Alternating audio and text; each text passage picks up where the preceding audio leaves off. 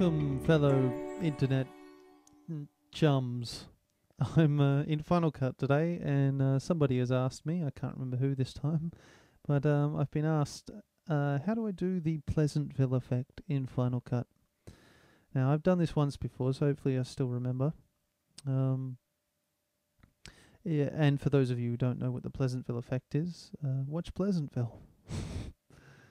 Because I'm not going to bother explaining it. It's basically just, everything else is black and white, and we're going to keep one color in the image.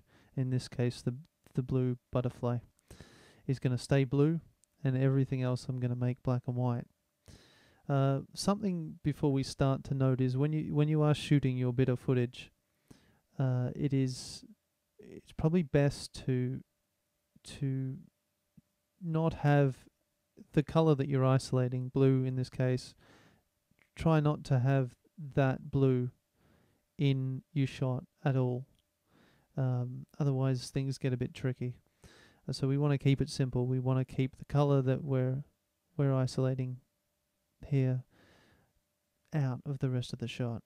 So just remember that when you are shooting your footage. Okay, the first thing to do is we go to our timeline here and we double click the clip that we're working with, and as you can see, that brings it up in the viewer there. Next thing we want to do is go to the effects menu here and go to video filters, go down to color correction and color corrector 3-way. If you have anything less than Final Cut 3, that won't be there, but you guys are probably working with much higher versions of Final Cut than I am anyway, so I don't think that's going to be an issue. We'll click on that. And as you can see, that comes up as its own little tab. Now the way I like to work is to just click and drag this whole tab out onto your right side of your desktop, so you can go back to your video tab here, and anything that you change, you'll see the effects of that change in real time. It's just an easier way to work. Okay, so just ignore most of this here for now. I won't explain this whole color correcting to you, but as far as we're concerned for this effect, all you need to be looking at is this limit effect area and the saturation level. That's all we're really dealing with. I want to make sure that you've got for the purposes of what we're doing, just turn the saturation and lume off by unchecking those boxes. You can do it more accurately by making a mask, and it's just a bit too complicated for what we're doing here. It's just simple. We'll keep it simple, so we'll turn them off. What you want to do is click on this eyedropper here, and as you can see, the eyedropper appears when you go over your image, and you want to select the sort of the brightest part of the blue to begin with. And as you can see, the limit effect there is focused in on that shade of blue. Now we want to add other shades of blue to this, because we want to limit this whole area. All of this blue, all of these varying shades of blue, we want to limit those.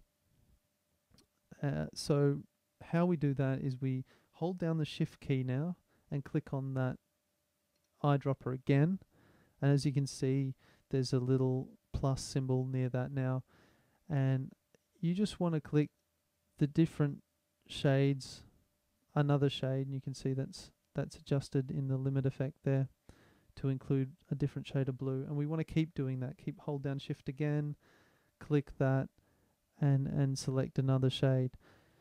Now, after we've done that a couple of times, we want to take this saturation level here right down to nothing. We want it off completely. And as you see there, it's those are the shades that we've selected have turned grey. And our objective here is to make this whole, everything that you see here that is blue, we want to make that grey. And you can use this area here to zoom in. We will zoom into about 400%, and that way we can get a better look at this image here. Okay, and we've got all those varying shades of blue that we want to be grayed out. So we go back to the eyedropper again and do the same thing. Hold down Shift, find more areas, keep clicking away here, make it all grey. Just keep clicking the different shades of blue, zoom in as you need to.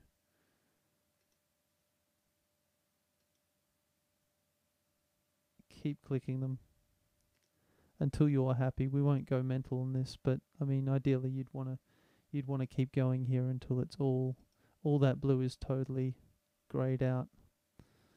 And the same for the other wing there. Hold down Shift again, same thing. And if you look in this limit area, that's grown to include all of the different shades of blue that we've clicked on.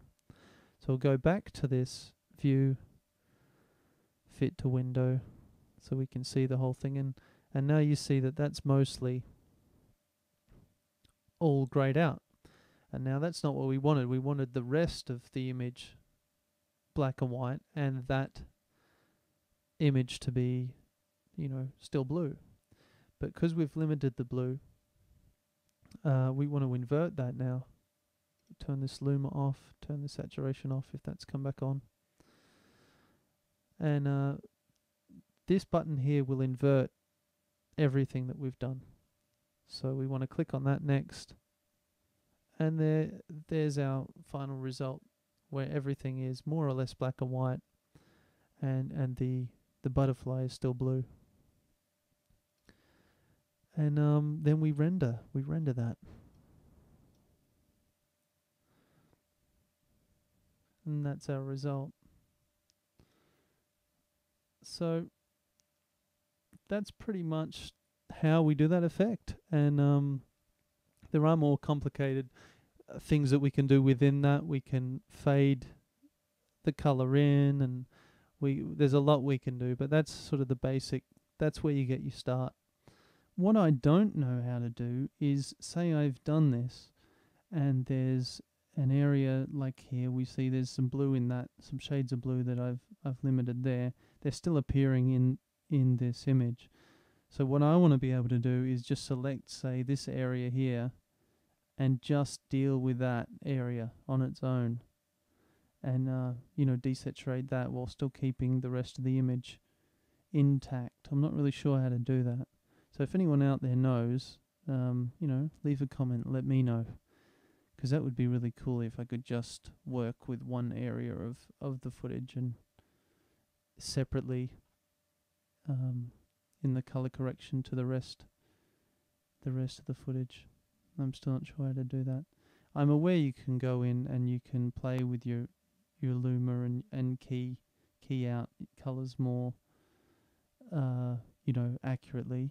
I'm aware you can do that, but there are situations that you run into where it's just impossible, and I can't seem to do it. And I would like to change things individually, but maybe someone can tell me.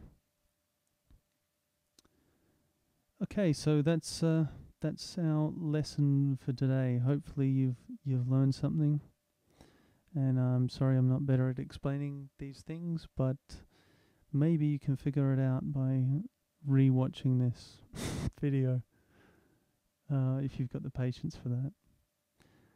See you next time, everybody.